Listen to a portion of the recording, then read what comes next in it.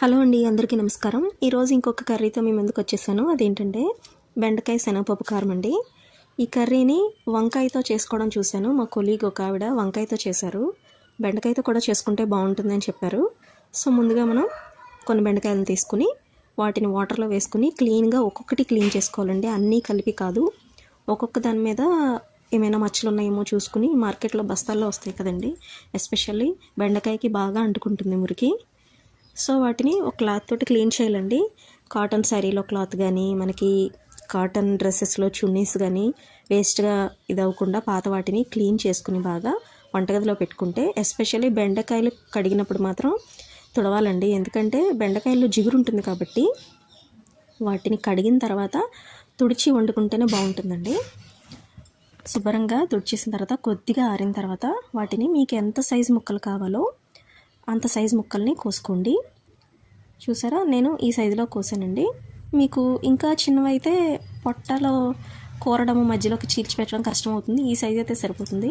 కొంచెం వేపిన శనగపప్పు, కొంచెం జీలకర్ర, వెల్లుల్లిపాయ రేఖలు ఎన్ని పడితే అన్ని, 2 స్పూన్ల కారం, ఉప్పు అండ్ పసుపు. ఉప్పు కారం మీకు ఎంత కావాలో అంత వేసుకోవచ్చండి, మీరు తినే ఘాటుని బట్టి. సో వాటిని మిక్సీ పట్టేసుకోవాలండి. మిక్సీ పట్టేసిన తర్వాత ఇలాగా ఒక్కొక్క దాన్ని ఇలా మధ్యలోకి పూర్తిగా కోసేసినట్టుగా కొయ్యకూడదండి, పొట్టలాగా చీల్చాలి. లైక్ గుత్తి వంకాయకి అయితే అడుగు నుంచి 4 చీరతాము, ఇది అలా కాదు, మధ్యలోకి పూర్తిగా కట్ అయిపోకుండా మధ్యలోకి చీల్చి దాంట్లో ఈ పప్పు, మీకు అది మిక్సీ పట్టుకున్న పప్పు ఉంది కదండి పొడి, దాన్ని ఎంత కావాలో అంత పొట్టలో కూర్చుకోండి.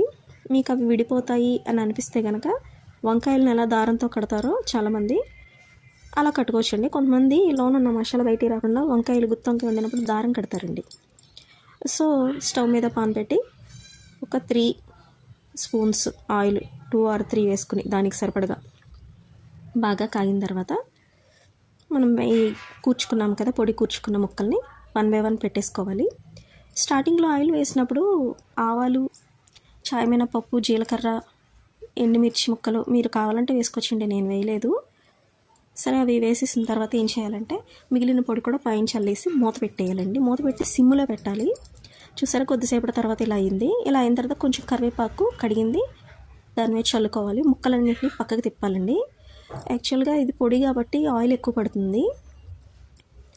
సో అలా ఒక్కొక్కటి అలా పక్కకు తిప్పుకుని ఒక మూత పెట్టి స్టవ్ సిమ్లో పెట్టుకుని దాని మీద ఏదైనా బరువు పెట్టాలండి, వాటర్ కానీ ఏదైనా. నేను పాలు పెట్టాను. అలా పెడితే ఏమవుతుందంటే ఆవిరికి ఉడుకుతుందండి, ఆవిరికి ఈ విధంగా మగ్గిపోతుంది. సో కర్రీ రెడీ అయిపోయిందండి. వీడియో నచ్చితే లైక్ చేయండి, షేర్ చేయండి, సబ్స్క్రైబ్.